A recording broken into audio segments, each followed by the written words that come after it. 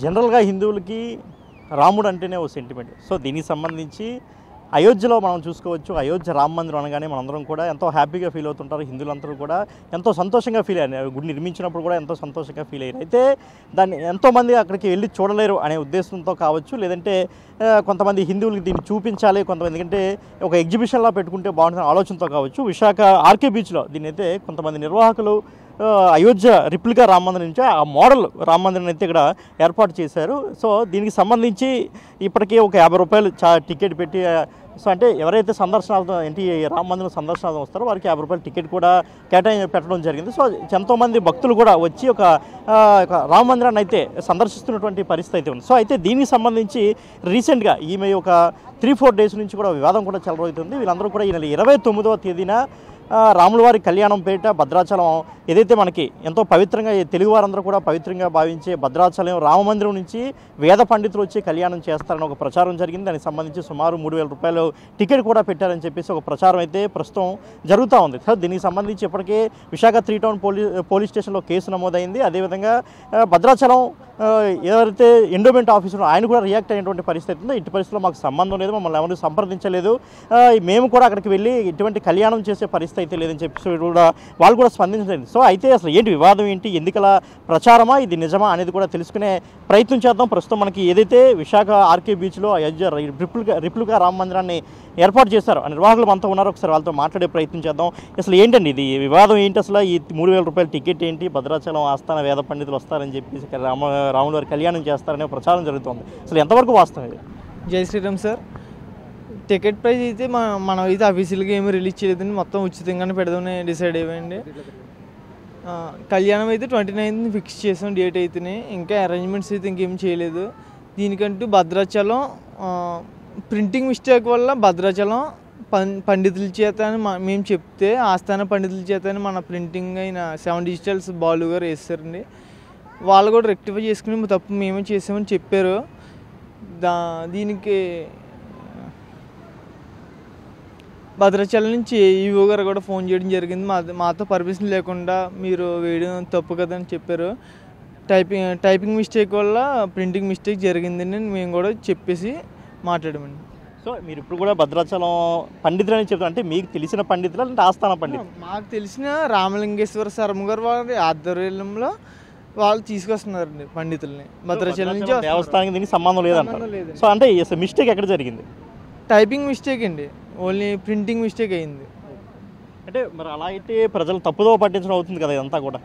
దాన్ని రెక్టిఫై చేసామండి ఆల్రెడీ. మళ్ళీ మార్చి భద్రాచలం పండితుల చేతని రామలింగేశ్వర శర్మ గారు ఆధ్వర్యంలో వేసామండి. సో దీనికి సంబంధించి ఇప్పటికే భద్రాచలం ఎండోమెంట్ ఆఫీసర్ కూడా రియాక్ట్ అయ్యారు, మమ్మల్ని ఎవరు సంప్రదించలేదని చెప్పారు. విశాఖ 3 టౌన్ పోలీస్ స్టేషన్లో కేసు కూడా నమోదు చేయింది. సో పోలీసులు మమ్మల్ని సంప్రదించి అడిగారా? సంప్రదించి అడిగారండి, వాళ్ళతో కూడా మాట్లాడడం జరిగింది. ఇది రెక్టిఫై చేసుకోమని చెప్పారండి, రెక్టిఫై చేసామండి. Okay, yes sir. అంటే అసలు కొంతమంది హిందూ సంఘాలు కావచ్చు, కొంతమంది బీజేపీ నాయకులు మిమ్మల్ని వెనక నడిపిస్తున్నారనే ఆరోపణ కూడా ఉంది, దానిపై మీరేమంటారు?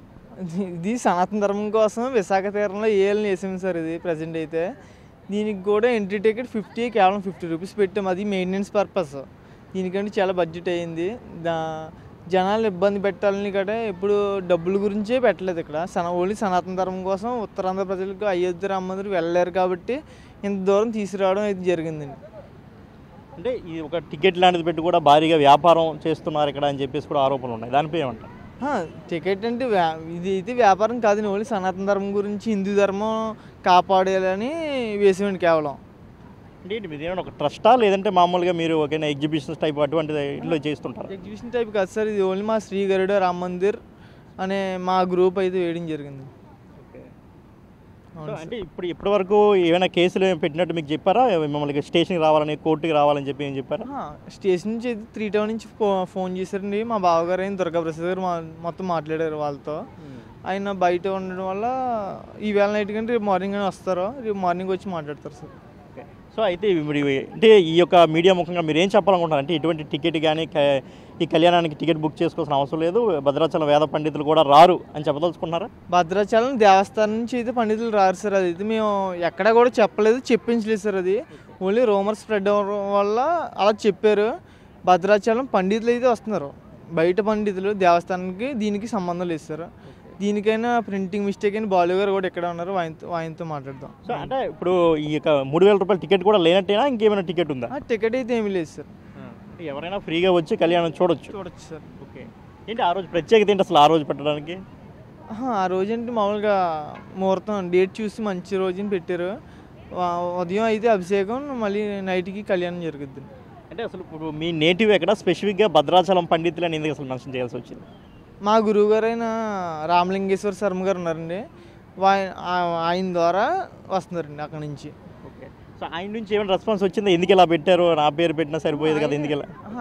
ఆయన ఆధ్వర్యంలో జరిగిందండి ఇది. ఓకే, మరి టైపింగ్ మిస్టేక్ వల్ల జరిగింది ఇదంతా.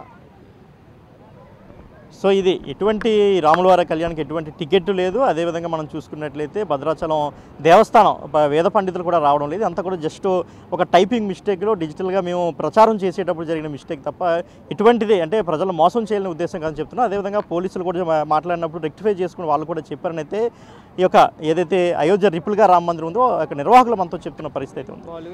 కెమెరామెన్ రాముతో శివశంకర్, బిగ్ టీవీ, విశాఖపట్నం నుండి.